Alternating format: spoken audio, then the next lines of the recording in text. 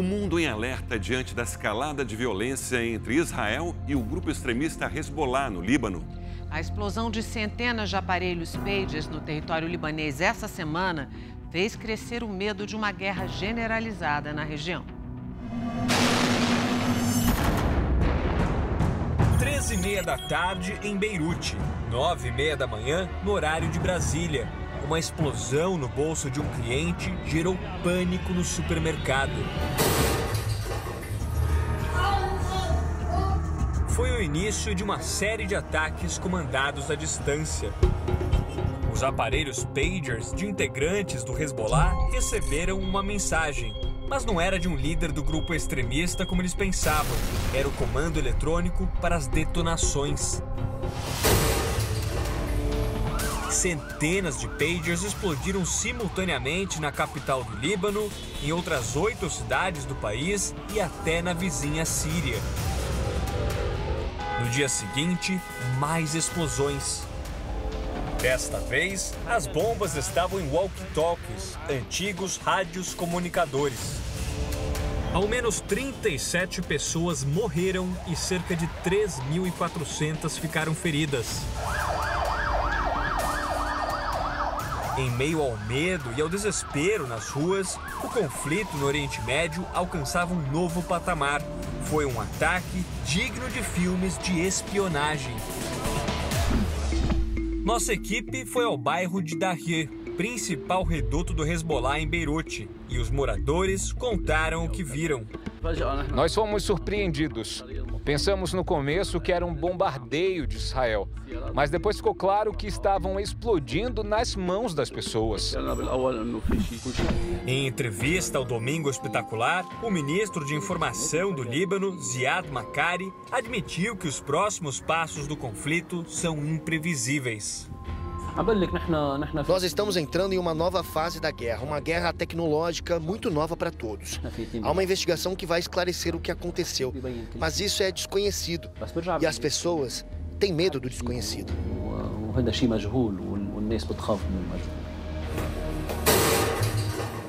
Em meio às acusações, Israel preferiu silêncio. As forças de defesa se limitam a dizer que não vão comentar o caso, mas fontes da imprensa internacional afirmam que a agência de inteligência de Israel teria sido responsável por plantar pequenas quantidades de explosivos dentro de milhares de pagers encomendados pelo Hezbollah. Mas como as bombas foram parar nos pagers e walkie-talkies? A principal hipótese, segundo o jornal The New York Times, é que o Serviço Secreto de Israel tenha criado uma empresa de fachada na Hungria, a BAC Consulting, que prestou serviços em nome da fabricante taiwanesa Gold Apollo, cuja marca foi encontrada nos pagers do Hezbollah. Ainda segundo a reportagem, os aparelhos teriam saído de Budapeste já com o explosivo instalado junto às baterias e começaram a ser enviados para o Líbano em 2022. Esses equipamentos eles foram adulterados de uma forma tecnológica muito sofisticada e plantaram explosivos, né? E esses explosivos, obviamente, tinham um código de detonação que seria alguma mensagem enviada ali para o pager. E certamente um sinal foi enviado mais forte que o das torres repetidoras para sobrescrever qualquer sinalização de mensagem que estaria sendo enviada para os pagers e enviar esse código de detonação. E seria possível realizar um ataque parecido usando celulares? O pesquisador explica que sim.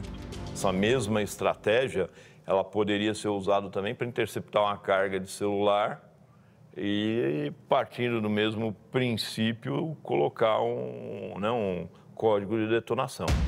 Manny é especialista em cibersegurança e me conta que o ataque representa um marco nesse tipo de conflito.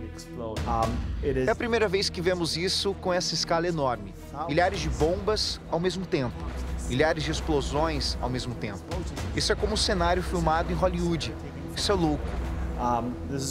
A explosão dos dispositivos de comunicação acontece ao mesmo tempo em que o exército israelense confirma uma guinada no eixo da guerra. O foco das operações militares deixa de ser a faixa de Gaza e passa a ser no norte de Israel, na fronteira com o Líbano. Mesmo assim, a defesa israelense afirma que continuará com os esforços para acabar com o Hamas e trazer de volta os reféns. Na sexta-feira, o Hezbollah, aliado dos terroristas do Hamas, lançou cerca de 200 mísseis contra o norte de Israel. As forças israelenses bombardearam Beirute, deixando pelo menos 45 mortos, entre eles 16 integrantes do Hezbollah, incluindo o comandante de operações Ibrahim Akil.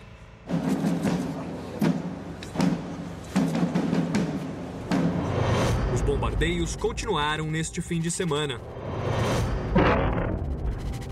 Em nota, o governo brasileiro afirmou que acompanha com forte preocupação esse mais recente episódio na escalada de tensões na região. Cerca de 290 alvos foram atingidos no sul do Líbano no sábado, segundo o exército de Israel. Durante a noite e pela manhã deste domingo, em torno de 150 foguetes, mísseis de cruzeiro e drones foram lançados em direção ao território israelense. O Hezbollah afirmou que mirou um complexo militar na cidade portuária de Haifa, no que seria uma primeira resposta às explosões dos pagers e walkie-talkies.